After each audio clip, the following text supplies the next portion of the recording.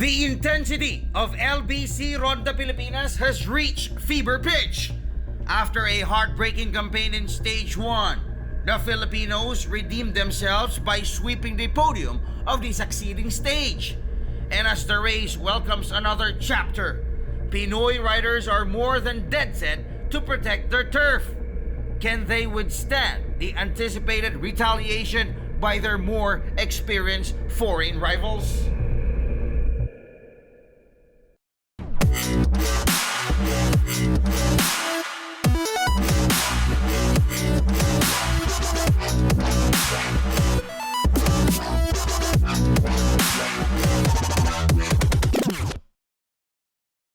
Filipino riders already made their presence felt in stage number 2 of LBC Ronda Pilipinas 2019. For today's stage, it is imperative that they sustain the attack towards the goal of snatching the coveted LBC red jersey from Francisco Mancebo Perez. Mabuhay Luzon, Visayas, Mindanao, Mega Manila, and World. I am Snow Badua. Good day to all the cycling fans. Kumusta mga karonda? Today's race will cover a distance of approximately 180 kilometers from Iloilo City to the seafood capital of the Philippines, Roxas City. I am DJ Bobby Udulio, stage number 3, Ronda 2019. Let's all enjoy the action. LBC Ronda Pilipinas 2019, stage number 3, full recap. Compared to the previous stage, it was a different atmosphere at the starting line. Local riders and their fans are still high from their complete sweep of the podium of Stage 2. But it doesn't take a rocket scientist to realize that though the Filipinos scored 1 against their foreign counterparts, the reign of Francisco Mancebo Perez at the red jersey remains to be the biggest hurdle. When the delegation finally left Iloilo City, tension immediately enveloped the peloton. It was mayhem in front, as different tactics were employed by almost all squads. Escaping is truly a difficult task. A good example is this scene wherein Philippine Navy Standards Rudy Roque tries to pull away but is chased immediately by foreign rivals every time. The pressure in front cascaded to the back. Watch at how riders here no longer pedal because of the heavy traffic.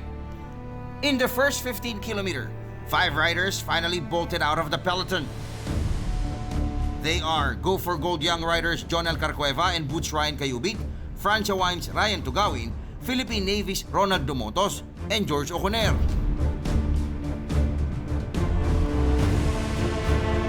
The 5 took advantage of the power play by the prominent riders when they sped off.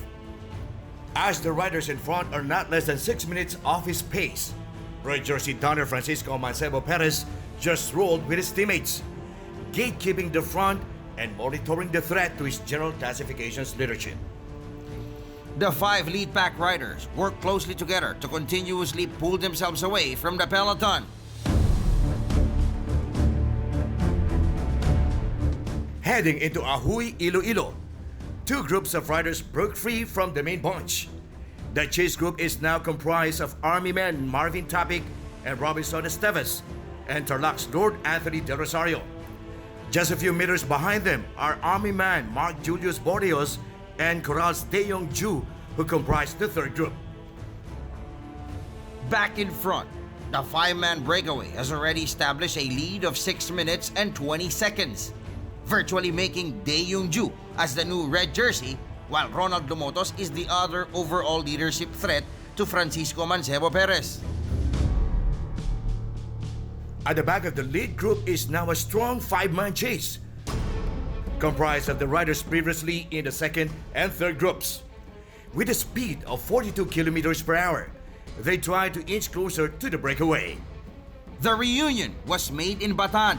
From a 5-man breakaway, top 6 rider Daeyong Ju, together with Marvin Tapik, Robinson Esteves, Mark Julius Bordeos, and Lord Anthony Del Rosario, joined forces with earlier breakaway group members Jonel Carcueva, Boots Ryan Cayubit, George Oconer, Ronald Dumotos, and Ryan Tugawin. Sensing danger, Francisco Mancebo Perez made a hostile assault in the final 15 kilometers.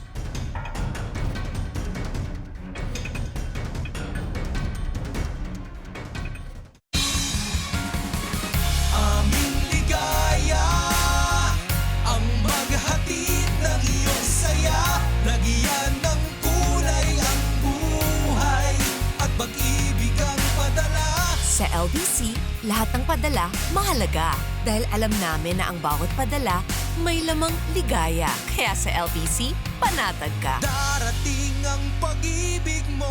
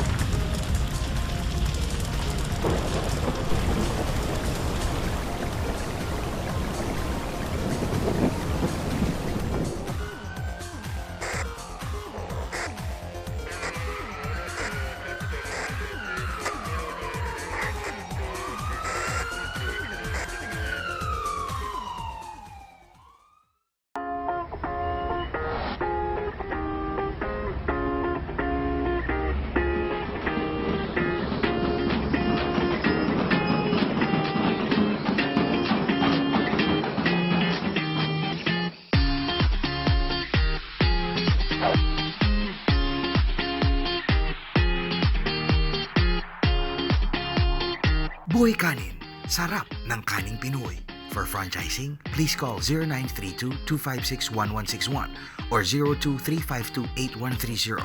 You can also email us at franchising.boykanin@gmail.com or visit our website at www.boykanin.com. LBC Ronda Pilipinas is brought to you by LBC. We like to move it. Powered by MVP Sports Foundation.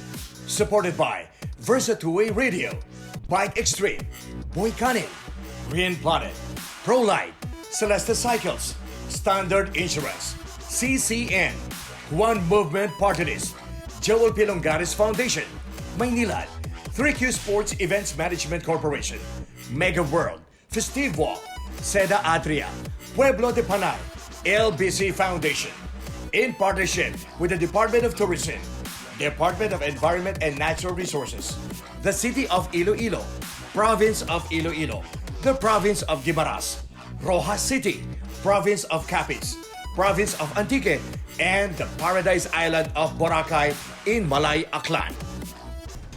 With Mancebo at the forefront, the peloton maintained an average speed of 45 kilometers per hour, enough to close the gap between them and the 10-man breakaway. With the team becoming heavier and with vested interests from bitter rival teams, the first group lost steam and began to dissolve. From a 10-man group, the lead pack is now reduced to just Jonel Carcueva of Go for Gold and Francia Wine's Ryan Tugawin. But when the race reached Pontevedra, tension began to arise. Jonel Carcueva and Ryan Tugawin are giving up! The peloton has eaten the two riders! And we have one big group once more! One big group!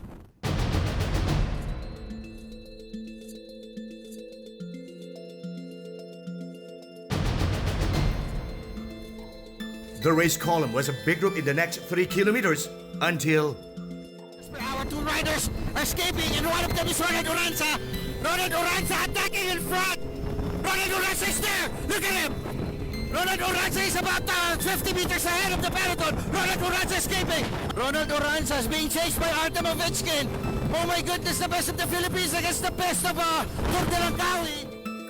And just when the riders' attention was shifted to the cat and mouse chase of Ronald Oranza and Artem Ovechkin, the final 100 meters was an epic moment.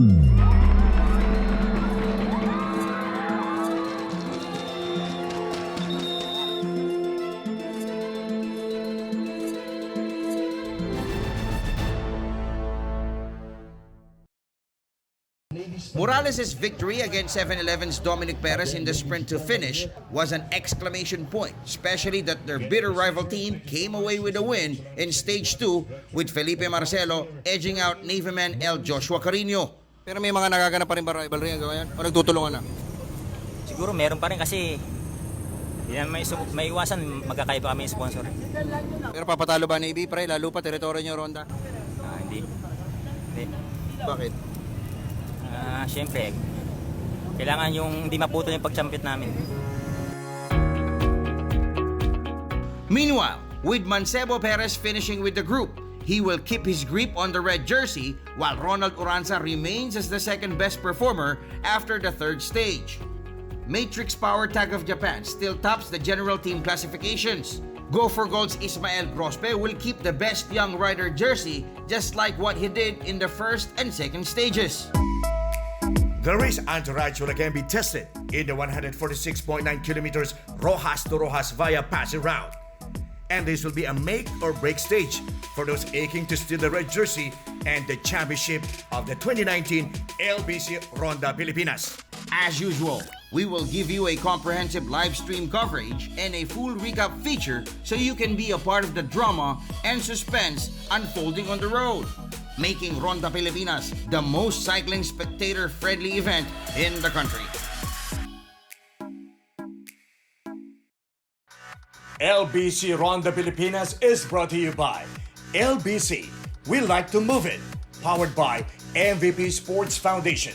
Supported by Versa 2-Way Radio, Bike Extreme, Boy Canin, Green Planet, ProLight, Celeste Cycles, Standard Insurance, CCN, One Movement Party List, Joel Pilongares Foundation, Maynilad, 3Q Sports Events Management Corporation, Mega World, Festive Walk, Seda Adria, Pueblo de Panay, LBC Foundation. In partnership with the Department of Tourism, Department of Environment and Natural Resources, the City of Iloilo, Province of Iloilo, the Province of Guimaras, Roxas City, Province of Capiz, Province of Antique, and the Paradise Island of Boracay in Malay Aklan.